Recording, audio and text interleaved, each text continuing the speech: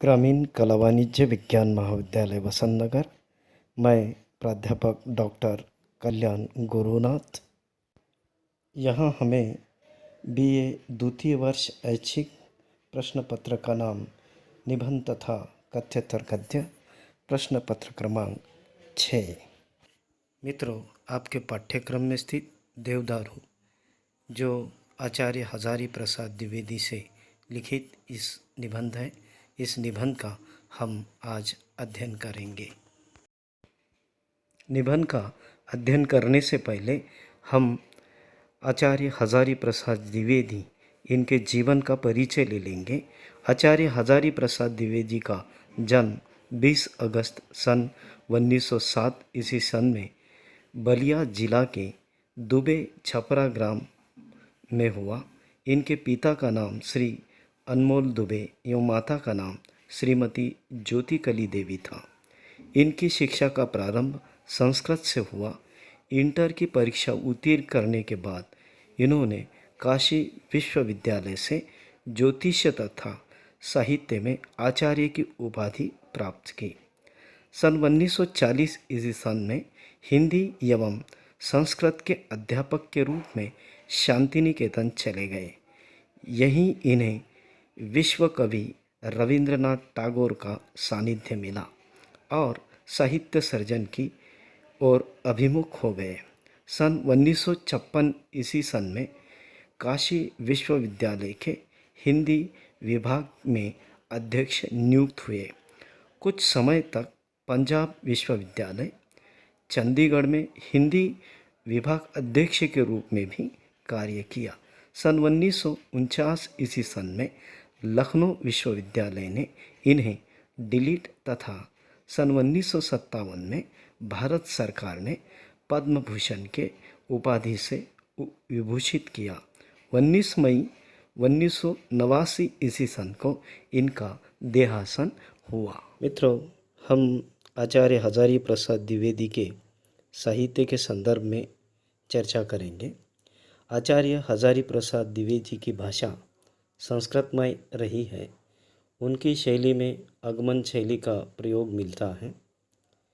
हिंदी के कई गद्य विधाओं पर लिखने का प्रयास हजारी प्रसाद द्विवेदी ने किया है।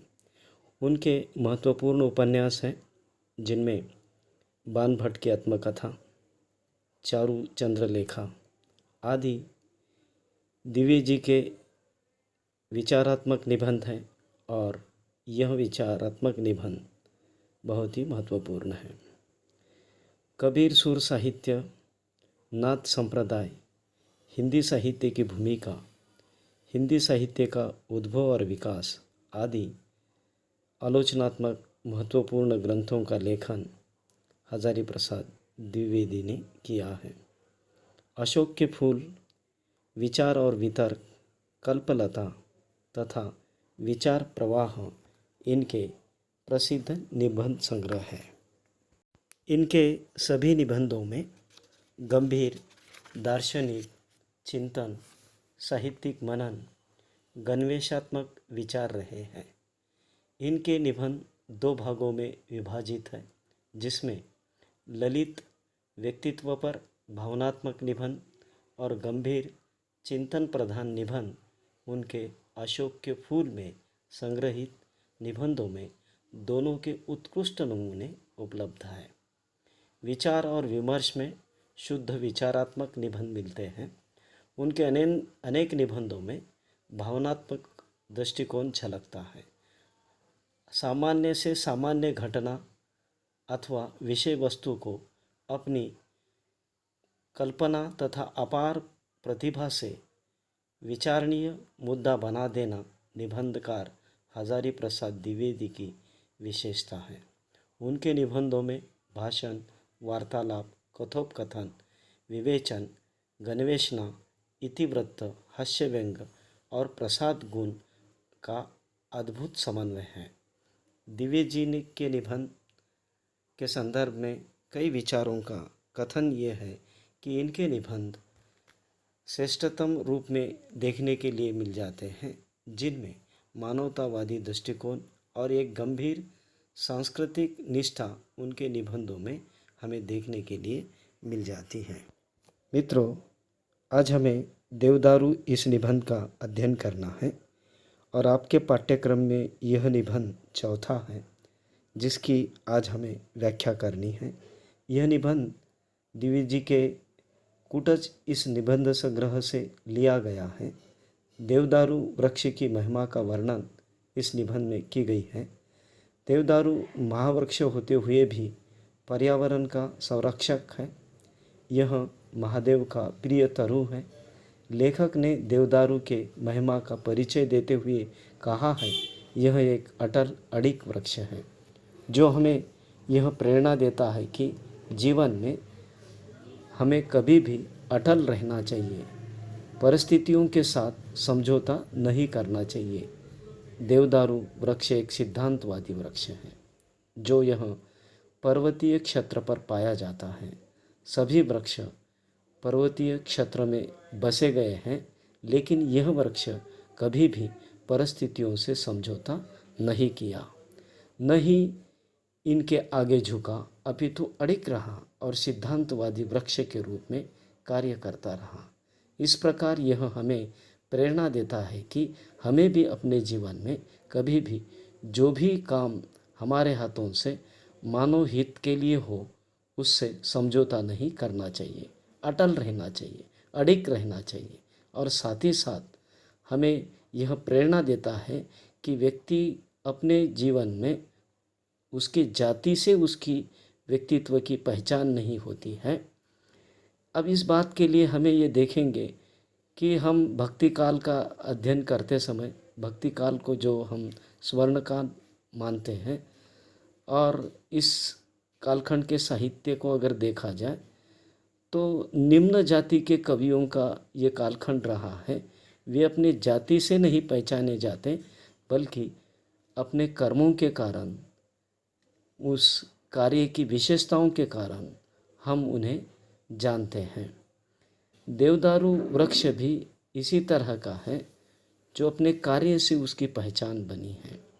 देवदारू जो वृक्ष है, इसके संदर्भ में लेखक इस निबंध में कहते हैं कि जो कालिदास और महाभारत से भी पुराना है, इनकी शाखाएं निरंतर आकाश की ओर उठती है, आकाश की ओर बढ़ती जा रही है। देवदारू ऐसा लगता है कि जैसे मृत्युलोक का रहस्य को वो जानने का प्रयास कर रहा है। इस प्रकार इसकी शाखाएं नीचे फैली हुई है। इस वृक्ष की शाखाओं को अगर आप देखेंगे तो ये नीचे झुकी हुई हमें नज़र आती है और हमें प्रकृति के संदर्भ में और मानव को इस तरह का संदेश दे रही है, तुम्हें भी मेरे होते हुए किसी प्रकार से डरने की कोई ज़रूरत नहीं है। देवदारू महादेव का प्रिय वृक्ष है। यह कारण है कि उन्होंने अपनी समाधि लगाने के लिए इसी वृक्ष को चुना था। इसे ही उन्होंने पसंद कर अपनी समाधि लगाई थी। इस कारण से ऐसा माना जाता है यह वृक्ष ध्यान धारणा और समाधि की एकाग्रता के लिए उपयोगी है। भगवान शिव ने अत्यधिक प्रसन्न होकर यहाँ पर तांडव नृत्य किया था। तांडव नृत्य करने वालों का कोई उद्देश्य नहीं होता है, वे आनंदित होकर नृत्य करता है। यहाँ पर कामदेव ने उनकी समाधि का भंग करने का प्रयास किया और वह भंग हो गई, लेकिन देवदारू उस समय निर्विकार खड़ा रहा। इस कारण से इसे देवदारू भी कहा जाता है। देवदारू का अर्थ है देवताओं का काट, लेकिन इसकी विशेषताओं के कारण इसे इस तरह कहना उचित नहीं पड़ता, इसलिए इसे देवतरु भी कहा जाता है। भगवान शिव के शिष्य तंडुमणि ने उद्दाम नृत्य करते उसमें जो परिवर्तन किया, उसमें जो रसभाव भरकर जो नृत्य किया, इसी के कारण देवतरु वृक्ष होकर देवदारू वृक्ष को देवतरु वृक्ष कहा गया है। वह देव होकर यह छंद है और तरु होकर यह अर्थ है, इसीलिए इसे देवदारू वृक्ष कहना उचित नहीं होता है, क्योंकि देवदारू से ऐसा लगता है इसमें न दया है, न माया है, न अशक्ति है। इसलिए इसे देवतरु कहना ही उचित है। देवताओं की आँखें हमेशा खुली रहती है, कभी बंद नहीं होती, लेकिन भगवान शंकर इसके अपवाद है। जहाँ उनकी आँखें खुली रहती है, रहना चाहिए वहाँ खुली रहती। जहाँ पर उनकी आँखें को नीचे झुकना चाहिए वहाँ नीचे झुक जाती है। भगवान शंकर पार्वती के सौंदर्य टकटकी लगाकर निहारते हैं और देवदारू वृक्ष ने इसी प्रणय लीला को अपने आँखों से देख लिया, ऐसा माना जाता है। इसी कारण से यह महावृक्ष के कारण से चुप गया, अर्थात भगवान पार्वती के रास लीलाओं को देखने के कारण यह महावृक्ष नहीं बन पाया। महावृक्ष वो होते हैं जो फल फूल प्रदान करते हैं। लेखक सोचते हैं यह पर्वतीय क्षेत्र में बैठा हुआ है, जहाँ देवदारू का वृक्ष पंक्ति में है। वे ऊपर की ओर से फूंगों से लुढ़कते लुढ़कते नीचे की ओर आ रहा है। कभी कहता है मुझे ऐसा लग रहा है, लेकिन न जो मुझे लगता है यह सभी को लग जाए तो यह कवि कल्पना है, और यह कवि कल्पना सार्थक है। लेकिन यही उसका सोचना है, तो अगर किसी को नहीं लगता है तो वह पागलपन कहलाता है। आगे कवि कहता है कि इस प्रकार से देवदारू वृक्ष सभी के द्वारा स्वीकार किया जाना चाहिए। यह सिद्ध होता है, इसका अपना महत्व है, सार्थकता है। देवदारू वृक्ष सिद्धांतवादी वृक्ष भी है। यह देवताओं का प्रिय वृक्ष है। इसको चमत्कारिक महत्व भी है। ऐसा माना जाता है कि यह भूतों को भगाने वाला है और भ्रांतियों का नाश करने वाला है। इसके लिए लेखक ने एक उदाहरण भी प्रस्तुत किया है। कहता है कि ओझा एक कहानी सुनाता है। ओझा देवदारू के लकड़ी से भूतों को भगाता है। ओझा कहता है कि एक बार एक पंडित जी अंधेरे में जंगल से गुजर रहे थे। रास्ते में उन्होंने एक भूत को देखा कि भूत का मुंड कटा हुआ है। वह घोड़े पर सवार होकर पंडित जी की ओर दौड़ा आ रहा था। तब पंडित जी ने अपनी जूती उतारी और देवदारू की लकड़ी से वो गायत्री मंत्र का उच्चारण के साथ मुंड कटे घोड़े की ओर फेंका, और वह मुंड कटा भूत पंडित जी के पैर में आ गिर पड़ा और पंडित जी से माफ़ी मांगने लगा और कहने लगा, मुझसे गलती हुई है, मुझे माफ़ कीजिए। इस प्रकार देवदारू वृक्ष मन की भ्रांति को दूर करने वाला वृक्ष है, और इससे इस वृक्ष के प्रति मन में श्रद्धा उत्पन्न होती है। यह भ्रांतियों को नष्ट करने वाला है। यह भगवान शंकर का प्रिय वृक्ष है। देवदारू वृक्ष के अनेक प्रकार हैं, अनेक किस्में पाई गई है, जैसे पूसड़, सोम, सनकी, जबरेला, फक्की, नटखट तथा कुल मिलाकर सारांश यह है कि देवदारू वृक्ष का अपना आकर्षण, अपना व्यक्तित्व है। यह एक सिद्धांतवादी वृक्ष है।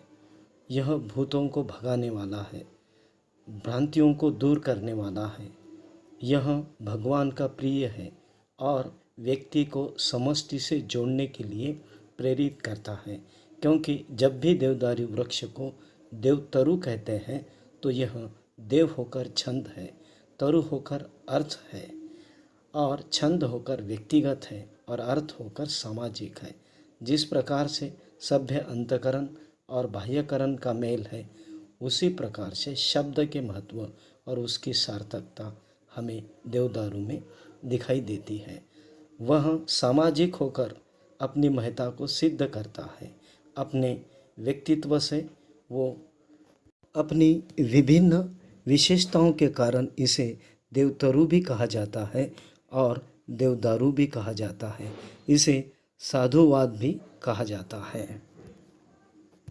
मित्रों, लेखक हजारी प्रसाद द्विवेदी इस निबंध के माध्यम से हमें ये संदेश देना चाहते हैं कि देवदारू वृक्ष की तरह मनुष्यों को भी अपने जीवन में अटल रहना चाहिए, परिस्थितियों के समक्ष समझौता नहीं करना चाहिए, हमेशा अपने सिद्धांतों पर अटल रहना चाहिए।